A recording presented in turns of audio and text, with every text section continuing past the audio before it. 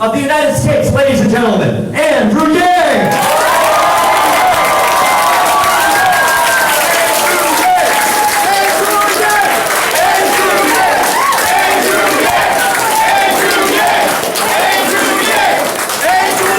Thank you, Detroit. Let's give it up again for Steve Marchand.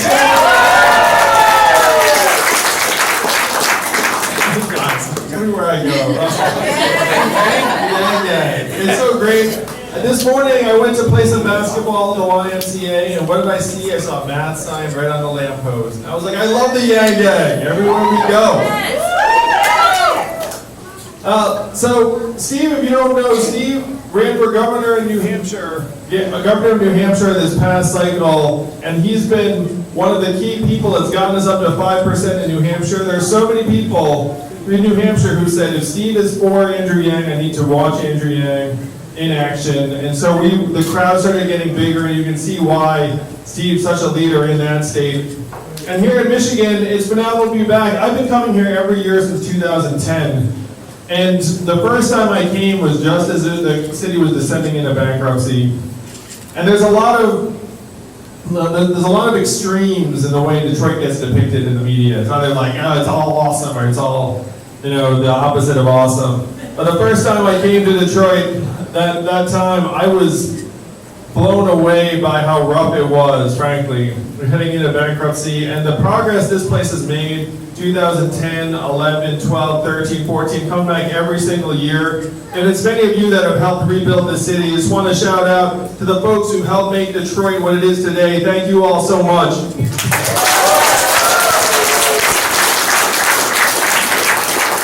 Because it was in rough shape. It was in rough shape post-bankruptcy. When I came here too, I became friends with a guy named Dan Gilbert, who recently just had a stroke and is now recovering. Now, if you don't know Dan and his work here in the city, I'm a huge Dan Gilbert fan. I've spent time with him and his family. He's a family man, he's a patriot, he's done great things for the city of Detroit. And my time here in Detroit helped influence what brought me to you all running for president. During this cycle, I came to Detroit thinking what this country needs is more entrepreneurs in places like Detroit that would build businesses and generate jobs. And that was completely true. But what I did not realize was that for every job that we were creating as entrepreneurs in Detroit or Cleveland or New Orleans or Birmingham, we were going to get rid of 10 or 100 jobs at the same time. And I started to realize that my work was like pouring water into a bathtub that had a giant hole ripped in the bottom, which is a very terrible feeling as an entrepreneur. So pouring water in this bathtub helped create several thousand jobs, including hundreds right here in Detroit. And people are clapping me on the back, everyone's saying, nice job, Andrew, nice job. And I was like, no, you don't get it. Like, this water's going in, and there's like this giant hole in the bathtub, and the water is rushing out. And then Donald Trump became our president in 2016. Now, I know many of you voted for Donald Trump, and it's cool. I mean, here in Michigan, Michigan went to Donald Trump as a state. And the fact to me that we elected Donald Trump as our president, to me, was this giant red flag or cry for help, or really just saying this system is not working for us. And so to me, the reaction then should have been digging into the reasons why he won places like Michigan and Ohio, Pennsylvania, Wisconsin, Missouri, Iowa. And to me, the driving force behind his victory in these states was that we automated away 4 million manufacturing jobs. 4 million manufacturing jobs. Think about that, that's 4 million families. There's probably something like 16, 20 million people that got affected. And during that time, unfortunately, our country's not leveled with us about what that's meant. It said, hey, it's okay, everyone will get retrained. And then when I dug into the retraining numbers, I found that the numbers were really, really rough. Do you all want to know the success rates of federally funded retraining programs? 0 to 15%. Yeah, someone's yang yang, 0 to 15%.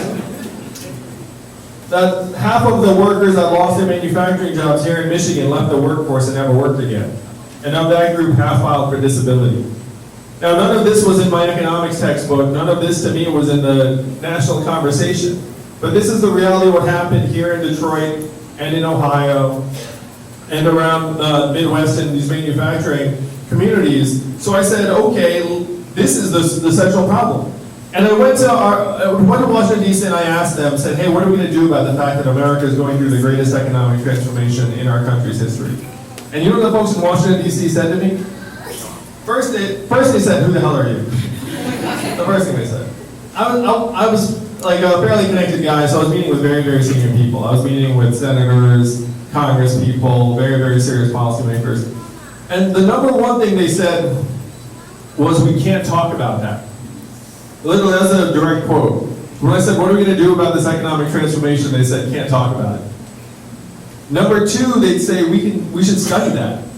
We should look into that. And then number three was, we must educate and retrain Americans for the jobs of the future. And then when I said, hey, that stuff doesn't work, their response to that was, well, I guess we'll get better at it. And then they just went back to their salad. One of them in D.C. said to me something that stuck with me and brought me here to you all today. He said, Andrew, no one here in Washington, D.C. is going to do anything about this set of problems. Because here in Washington, D.C., we are not a town of leaders, we're a town of followers. And in order for us in Washington, D.C. to do anything about this, you would have to create a wave in other parts of the country and bring that wave crashing down on our heads. And I heard that and I said, challenge accepted. And that's why I'm here with you tonight. So this was 2017, and at that point, when I decided to run for president, I was an anonymous entrepreneur. We got started, and some of my best friends were like, hey, Andrew, this is a crazy idea. Now, some people who know me really well knew about the founding of Venture for America and said, Andrew, I thought founding Venture for America was a crazy idea, and you did that, so this time I'm going to get on board. But that was not most of the folks in the public, that was not the people in the press. And so thinking about the progress from 2017 to now, oh my gosh, not only am I on this debate stage tomorrow night with Joe Biden and Kamala Harris and Cory Booker and the rest of them, but we are days close now to qualify for the fall debates in September and October, which would make us officially one of the top 10 candidates in the whole race.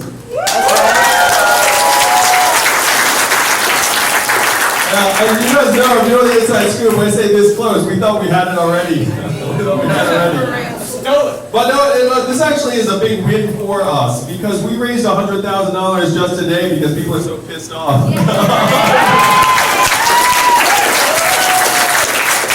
So we're going to have our cake and eat it too.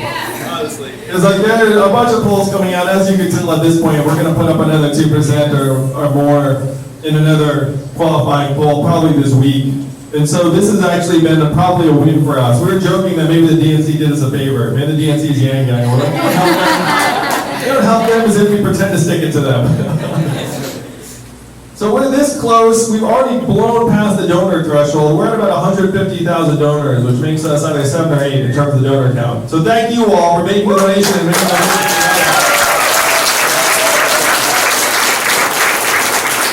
And then in the qualifying polls, as you can see, we're just going up and up and up. And a person in Washington, D.C. said to me straight up, she said, people in Washington, D.C. are stunned by your campaign. They said it makes no sense that this guy would come out of nowhere and outperform sitting senators, sitting governors, sitting congressmen and women who've been planning to run for years. They've been jockeying for this, they've been raising money, they're like, this is going to be my big chance to run for president, and you are beating them. And the folks in Washington, D.C. are literally saying, like, this makes no sense. This cannot be happening, but it is happening. And it's happening in large part because folks around the country know that our government is not actually answering the challenges of today. It's barely even trying. It's like barely even pretending to try. Our government has been taken captive by moneyed interests. It's been taken captive by corporate lobbyists. And right now, if you can't listen to your people when they elect Donald Trump as president, what's it going to take? To me, this is like the clearest feedback that the American people can give, is that say, look, this is not working. And then we still can't hear it. We still can't hear it. It blows my mind. So I heard it, and I said, we need to start solving the real problems of the American people. We need to actually make an economy that works for us. And it's here in Detroit that I learned just how misshapen our economy has become, how punishing it has become. When I came here to Detroit and I saw a city that was once 1.7 million people, now 680,000 people, you go through neighborhoods and you see all the blasted out buildings in neighborhoods, and you realize that the city of Detroit doesn't have the money to properly demolish those buildings. Talking about tens of thousands of derelict buildings in Detroit city limits. And so to me, are we a country where we're just going to look around and say, well, I guess one of the great American cities now has tens of thousands of derelict buildings and there's nothing we can do about it? That's what we are right now, and to me that makes zero sense. So I started coming here in 2010 being like, hey, how is it that in a country where we know we need to create work for millions of Americans, we know that our infrastructure is literally crumbling before our eyes, and then you come to a place like Detroit and you see all this work that needs to be done, and we can't even bring ourselves to do that work? Like, that to me is like the biggest myth in American life, where you look around and say, we don't have the money. Are you kidding me? It's like, do you all remember voting for the $4 trillion bailout of Wall Street? No. No, none of us remember that. Because none of us voted for it. Do you remember anyone in Washington, D.C. looking around at that point saying, like, where's the money? Where are we going to get the money? Of course not. When it was Wall Street's turn, they said, oh yeah, let's pull that lever and give them the $4 trillion. I say it's time for a bailout for the people. It's time for a bailout of Detroit. Are you with me?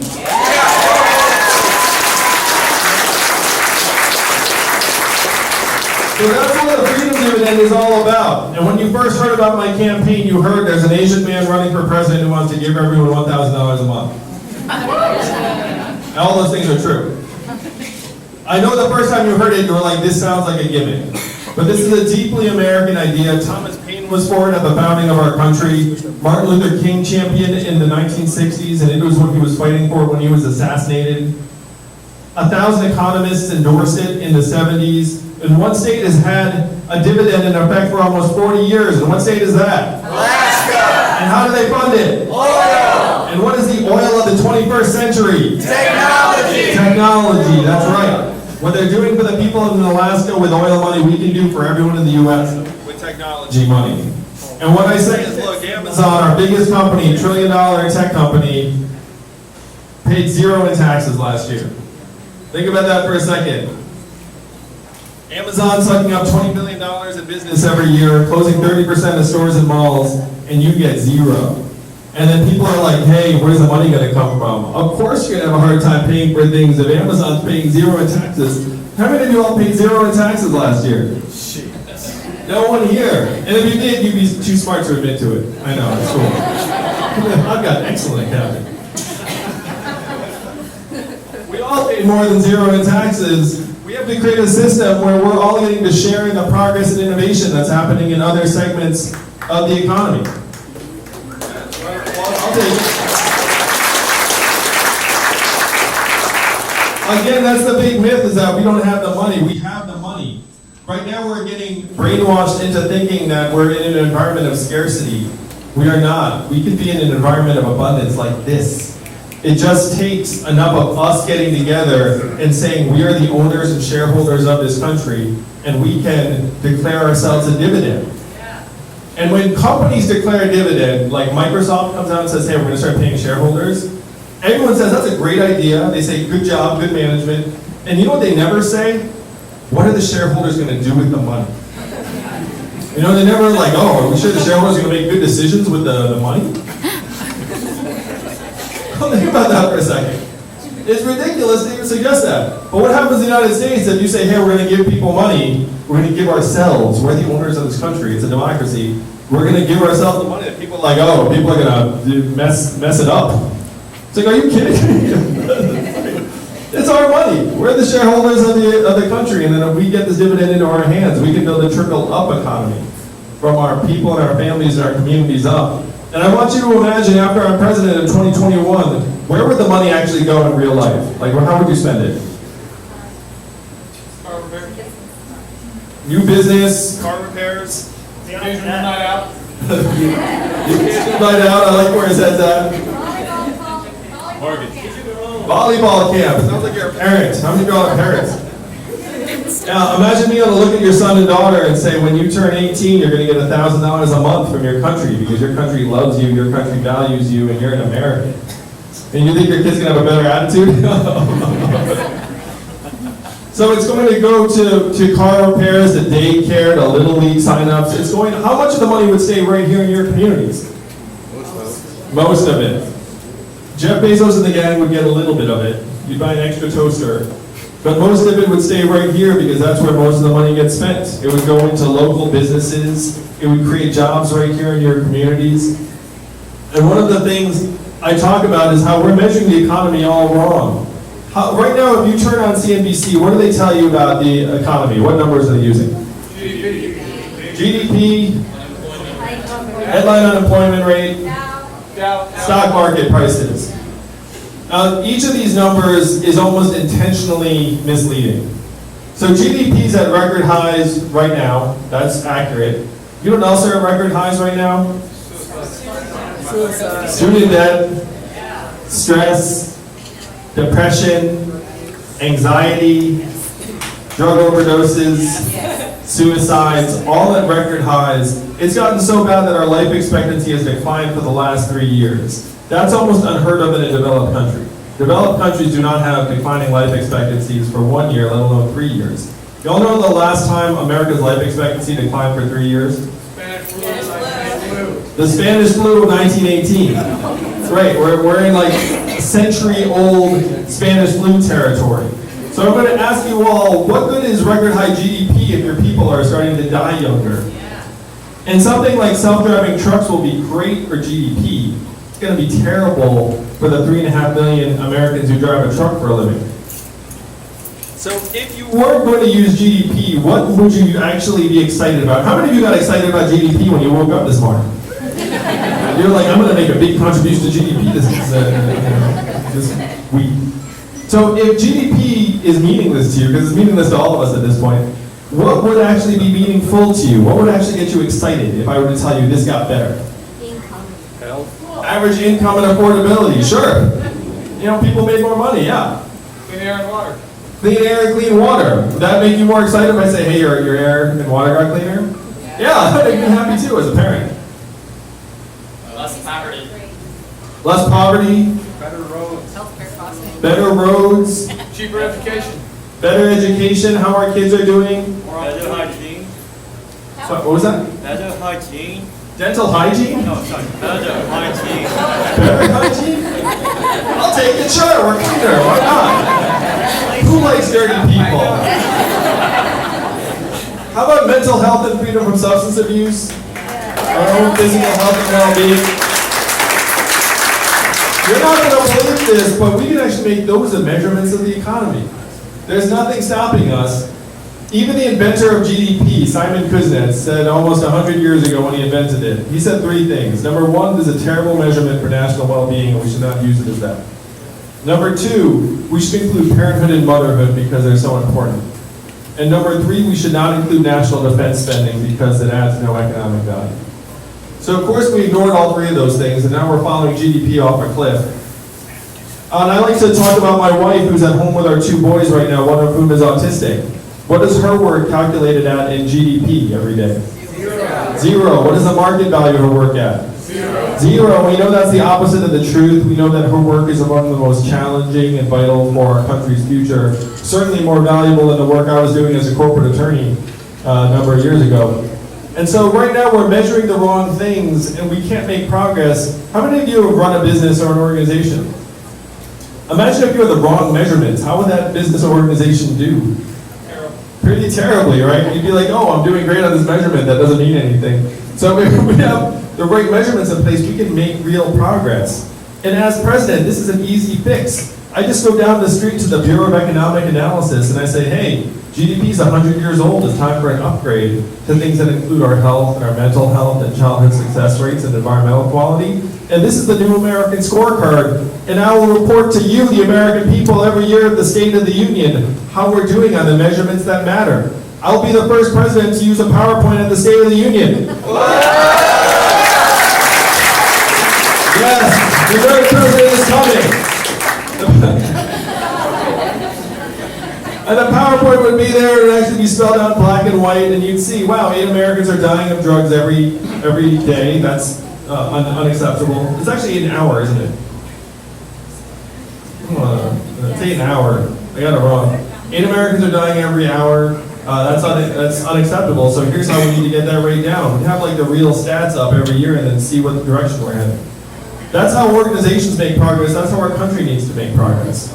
So this is the plan as your president. I will update our measurements to the 21st century. I will lay a new foundation with the freedom dividend, and then I will start solving the real problems on the ground that got Donald Trump into office. And I will start listening to the American people.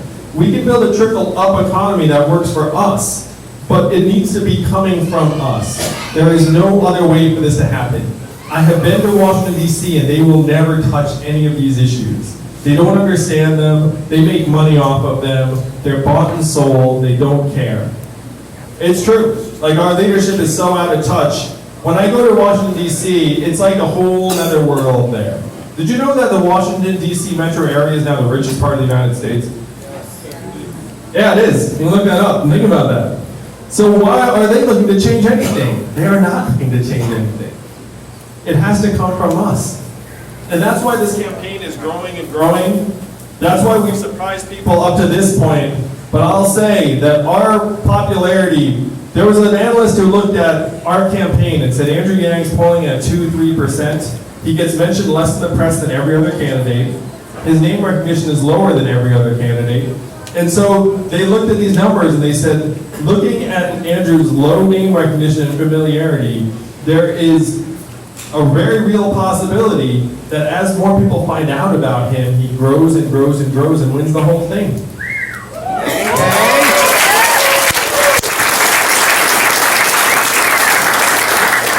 Because like it or not, many of the other Democratic candidates have defined ceilings. You know, their name recognition is very, very high. And that means that they're at a certain place, but a lot of them don't have room for growth past a certain point. That the American people have kind of locked in perceptions of a significant number of the Democratic candidates. Now, in our case, we're attracting people from all over the political spectrum. We're getting people who voted for Donald Trump, and you can go ahead and raise your hand and applaud if that describes you. Yeah, love it. Let's give a round of applause. We're getting independents.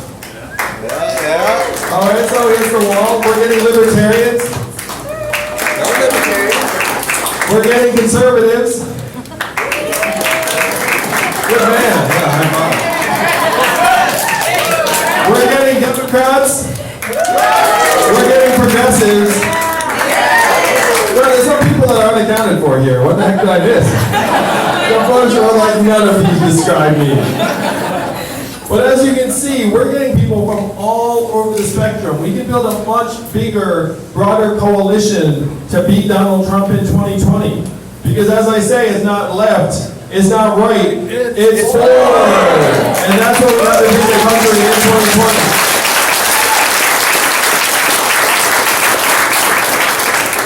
So I'm going to give you guys a bit of a preview into tomorrow's debate. Just because it's fun, and we're here, and it's, you know, it's obviously on everyone's mind. We are in such a sweet spot as a campaign. Because if you look at the candidates who are on that stage, half of them are in desperation mode. Where they're at 1% or less in some cases, and their campaign staff literally saying to them, you have to set the world on fire on this debate stage, or we're all going to quit. I mean, that's actually what goes on in these campaigns. It's like, because if you don't make the next debate, then we can't raise any money, and then we're all going to just move on to greener pastures. So that's half of the candidates on the stage. It's one reason why when you watch these debates, you'll see people acting in very, very aggressive, somewhat artificial ways, because that's what their incentives are. Then you have the other top candidates who have been instructed to just respond to any attacks and like beat them back with a stick. You know, and here are like the rehearsed attack lines you have for anyone who messes with you, who's like this candidate, that candidate, that candidate. We are in neither of these positions. I'm not so prominent that it helps any candidate to attack Andrew Yang. You know what I mean? It's like, does like attack Andrew Yang really help your campaign? No. Think about this for a second. It's actually quite funny. It's like, you know, that's one reason why. How many of you saw the mock Twitter exchange I had with Michael Bennett? Yeah, and we were looking at it. I'm friendly with Michael, so I knew he'd enjoy it. But it's just one of the reasons why it was so ridiculous is that I would never attack someone who's below me in the polls.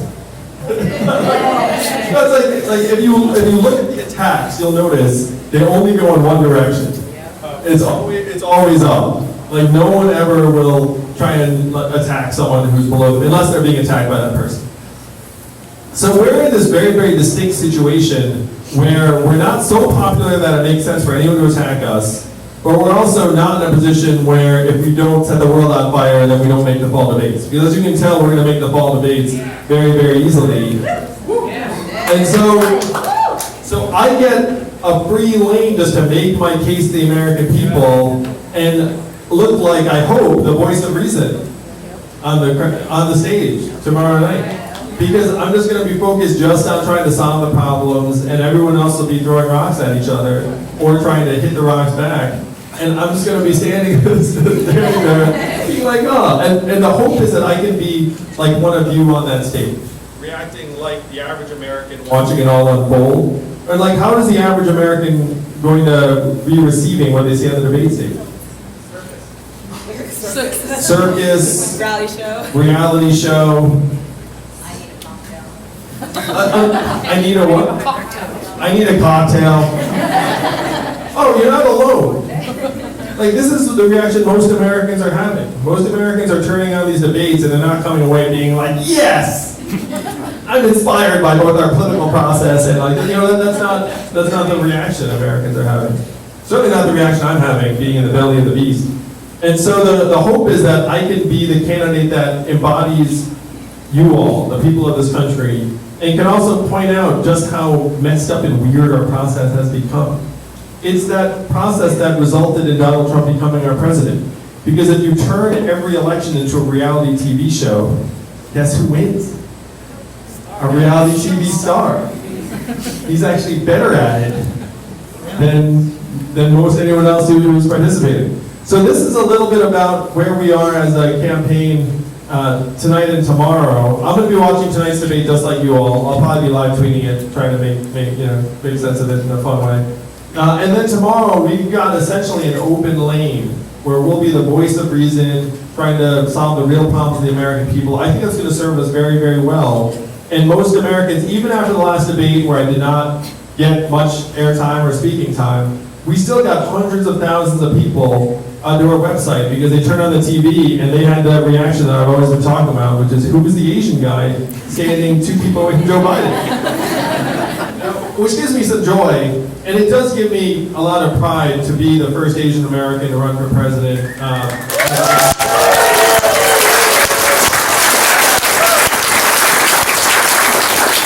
And it gives me pride to be representing Asian Americans up on that debate stage when they turn. I can imagine just Americans of any background just turning out and being like, "Huh, interesting, Asian guy I've never heard of. Like, up there running for president." And then it's like Google that, and like, they probably either Google Andrew Yang or Asian guy running for president. One of those two.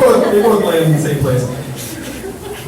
But it gives me joy to imagine that playing out in living rooms and on smartphones around the country, and then people. This would happen after the last debate, and I did not have much in the way of airtime. So this time, our airtime is going to be much, much bigger and longer. And so we're really, really excited. We're going to get like hundreds of thousands.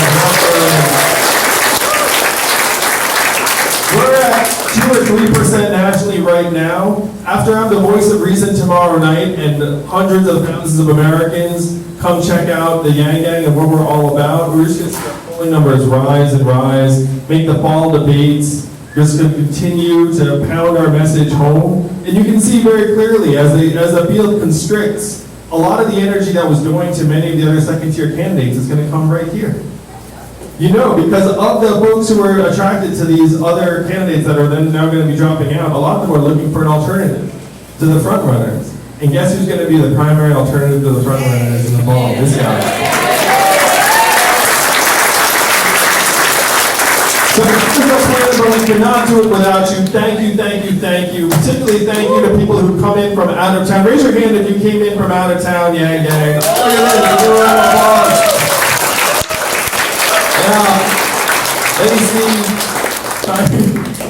Russell, everyone's like, all the people, familiar faces. I can't tell you how much a joy it is to come and see people. Like, it doesn't matter where I'm in the country, like, I see familiar faces, I see all the passion and love and support for this movement that we're building. It's incredible. It's invigorating. I can't thank you all enough. And one of the lines that we're going to make sure and get out there tomorrow night is that Donald Trump, he got some of the problems right, but his solutions were all wrong.